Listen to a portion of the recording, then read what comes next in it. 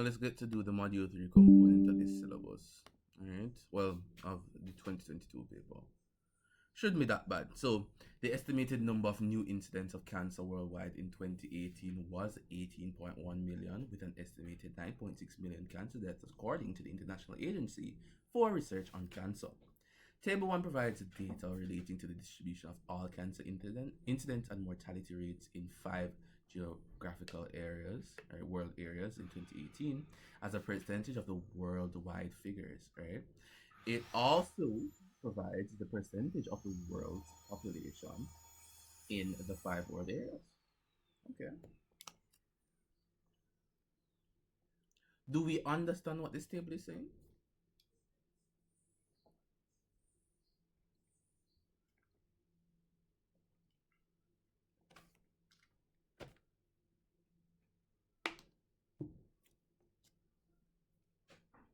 Do we understand what the table is saying?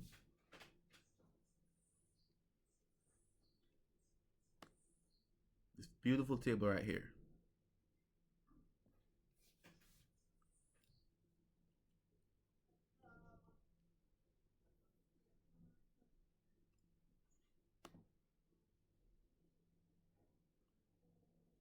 Can you guys hear me?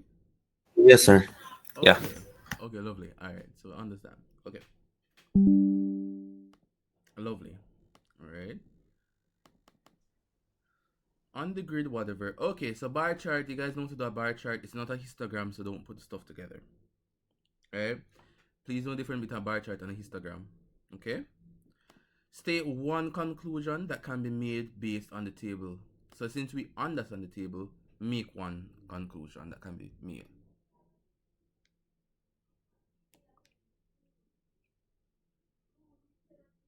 Do we know how to calculate mortality rate? How do you calculate mortality rate?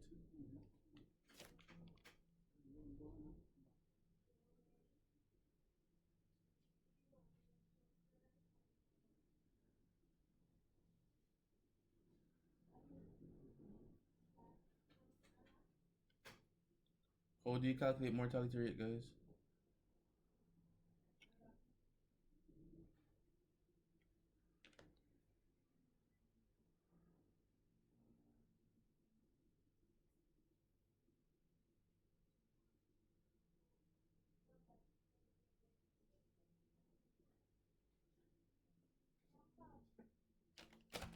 I'm not hearing anybody. I'm not seeing any annual birth or mortality rate. Hmm. Birth rates. Interesting. You have to have a defined population. You have to count the number of deaths and then use the general thing over the population, right? So the number of deaths divided by the total population times 1,000. That's how you find. I think times 100, right? Times 100. The rate is generally 1,000, and then in order to find like the percentage mortality, then that would be times it by 100, of course. All right. So we have that there. Okay. So just asking now, state one conclusion. That's all you have to do. One conclusion that can be made.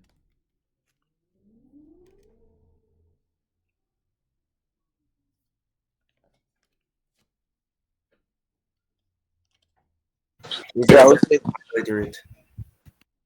Go ahead. Asia has the highest mortality rate. Okay. For the cancer, right? Yes, sir. Could you Okay. also say that it has the highest what? How do you say that? How do you? Oh, well, go ahead. It contains the highest what population of can or the majority of the world's population cancer patients. Does it? You'd have to calculate the It number of when it says world population from population, Asia. Go ahead. when it says world population, put a percentage. Isn't that the percentage of the world's population of people with cancer that are in that country? Oh, hold on. Let's look at this. No, no, no, no, no, no, no. That's not it. Not with cancer, right? They're looking at just generally the world population figures.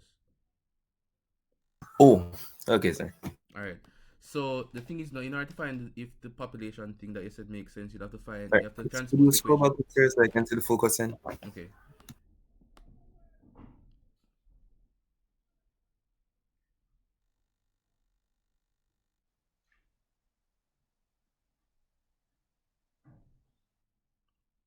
Sir, it's actually the incidence, you know. The incidence. Yeah, it's the amount of people that actually has cancer in the world that live in a particular country. So it's showing So how the different types of cases are distributed across the world. the incidence. Oh wait, hold on. Okay. So it also provides a percentage of the world's population in the five So worst it's showing areas. you the amount of cases in the country and it's showing you the amount of people that died from the country. Oh, okay. All right. So that means that okay. So what the person said, I think Gamai was saying, the incident rate. Yeah, that's fine. So it would have the highest incident rate then. How do you calculate incidence though?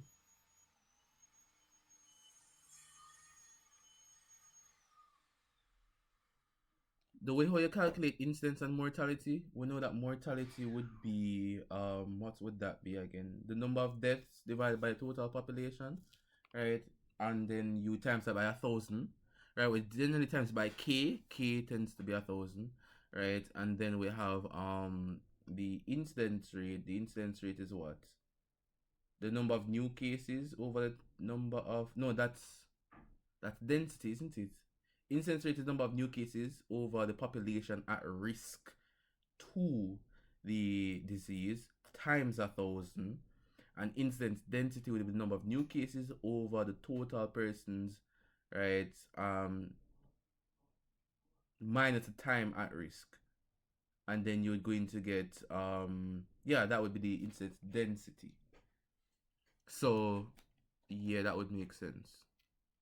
The equations are coming back. All right. So K is usually 1,000. You can have 100 though. Um, that's fine. So we have that there. Okay, so we could say that Asia has the highest incidence rate for the for cancer, and we draw a graph and we label the axis and stuff.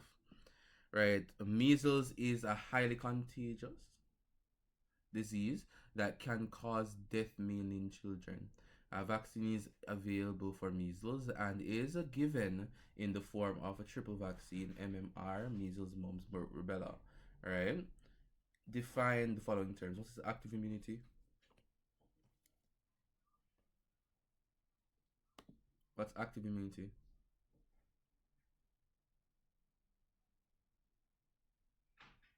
Sir, is it the well this it refers to being resistant to a disease by developing the antibodies for the disease after being exposed to it, the pathogen. So the immune system itself, right, develops the immunoglobulin, right? Right? Antibody. So we're just looking at that. I'm just putting key terms, right? So we know that it's a type of immunity that comes from the immune system itself, right? Fighting off any pathogenic material, and it develops its own immunity that way. And passive immunity now is when you actually place what? Or the passive immunity So you would actually get the immunoglobulins or the antibodies from an external source. are introduced from an external source, right? Lovely, right? So your body doesn't actually produce antibodies in passive, you get it from external source, right? And then in active, you actually produce the antibodies, all right, or the body itself. Example of natural active, go ahead.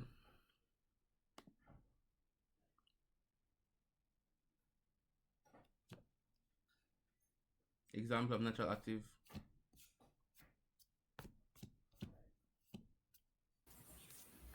You caught the common cold and your body produces immunoglobulins to fight off that.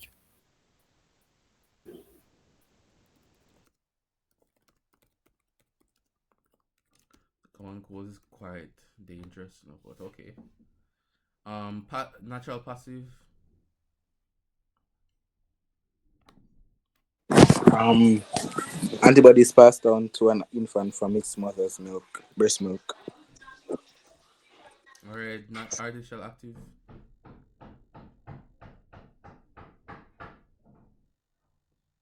Vaccination. Lovely. Artificial passive. Anti-serums or serums are toxic antitoxins for pathogens. Antitoxins, antivenoms, anti-allergens, um monoclonal antibodies. Those are usually what is in the serum and stuff like that. Monoclonal antibodies. Alright? So those are usually what's in there. Okay? You get them from those. You inject them or you get them introduced, right? Describe the role of vaccination providing immunity. Role of vaccination in providing immunity. Go ahead.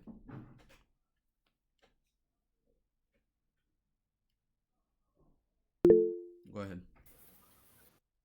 During vaccination, a dead form or a weaker form of the pathogen is introduced in the body, and from this, the body is made familiar with the pathogen it is being immunized against, and antibodies can be formed before an actual infection occurs. And so you are So, made effectively immune or resistant to that bacteria or virus, to that pathogen.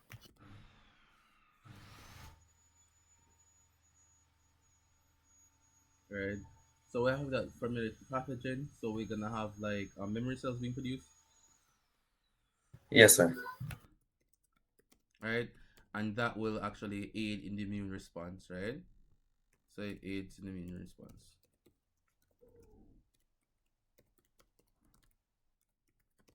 I mean, it's really in case of a secondary exposure. Exposure. Okay. So just discussing those parameters there.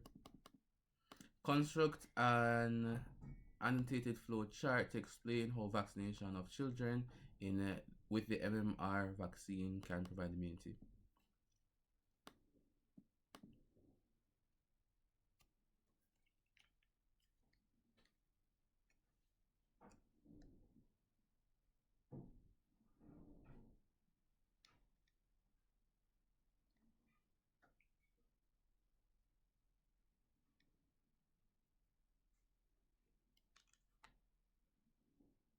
Mm-mm, mm-mm, mm-mm, mm-mm, mm-mm. How many marks was this?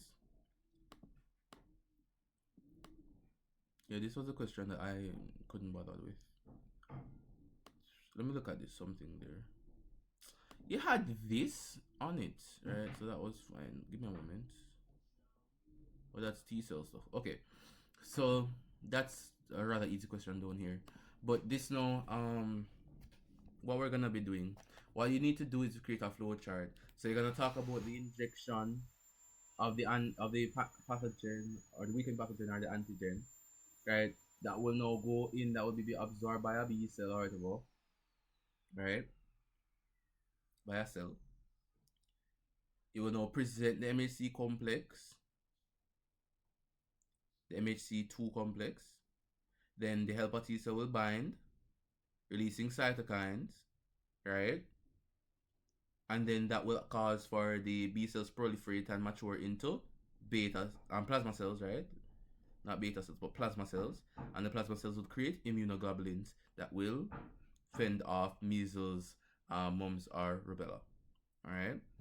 So all you have to do is just do a flow chart of how that works. You need to know how vaccination works, right? And then you just do a flow chart. That should be fine, right? That should be fine, right?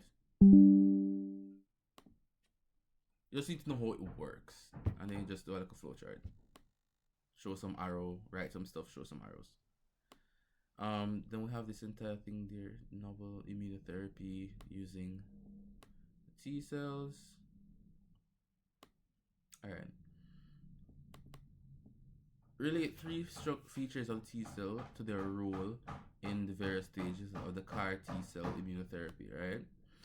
So we're looking at the features of the T cell that allow them to work here. So you basically just have to outline these different stages in this type of immunotherapy.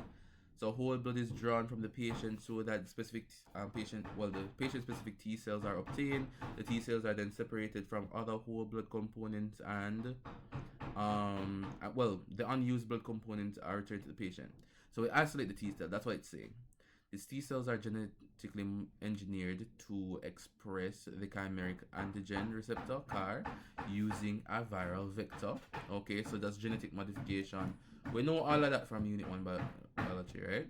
Then genetically modified T cells now are selected and clonally expanded in culture outside the patient. So that's all genetic engineering. Then T cells contained in the CAR, right, are verified to contain the new receptor molecule, which can identify cancer cells in the blood or leukemia, right, cells, right, and then in the last stage now, right, the T cells are placed into the patient into the the patient for treatment, right. The CAR T cells, right, identify cancer cells in the blood and initiate the process of killing the cancer cells. All right, that's what it's doing. Three features of T cells that allow it to play significant roles in these processes. Give me one feature. It's actually a very straightforward question. They have specific receptors on their plasma membrane to bind to antigens. Okay, so they bind to the MHC complexes of antigen presenting cells. Okay, that makes sense. What's the next factor? Or next feature, rather? Next feature?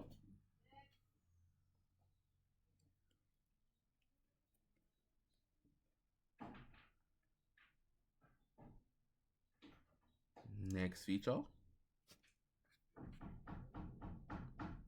So it has receptors that They can have the bind to ability MHC. to kill. They have the ability to kill, to cause apoptosis. They can create cytokines that are specific, right, to those cancer cells. Lovely. What's the next feature now? Last feature. Oh, it also can create memory cells. So if the something the cells them if the T cell if the cells that them are try to kill come back in the future, them can kill it more rapidly. Lovely. All right. So what you need to do is explain how that works in the car setting. 9 marks. So the reason why I did that, right? Because I knew it was gonna be a 9 mark question because I did it before. But outline the three things you're going to look at and then formulate your answers. All right. Because what I normally see, right, some persons look at saying, oh, it's 9 mark, 15 mark, and then they start putting a whole load of rubbish onto the paper, right? What you're gonna do, you're just gonna pick your three things and then flesh out your answers. Pick one, then flesh it out, pick the next one, flesh it out, and pick the next one, and then just completely create an entire body to it. And then that is your answer. Do it like a mini essay, right? Because some people say them at 9 marks and then them just start talking about all three things at once, merging them together, mixing themselves up, start repeating the same points. No, right? Treat it like an essay. So we have 3 points. It has the surface membrane proteins. Talk about that and its recognition of the cancer cells, right? Remember, it was modified to register the antigen. So speak about that. And then we talked about, or that somebody mentioned, I think Adam mentioned, the fact that it has it can create cytotoxic T cells, right? So those cytotoxic T cells will be able to target those cancer cells. Speak about that and its role in immunotherapy. Immunotherapy. And then the last part now, right? Memory cell creation, the proliferation creation of memory cells to remember those antigens of those specific cancer cells they were modified to target in the first place. So we're going to look at the three different things and we're going to discuss them. That is how you do that question. Alright? And that is it for module 3.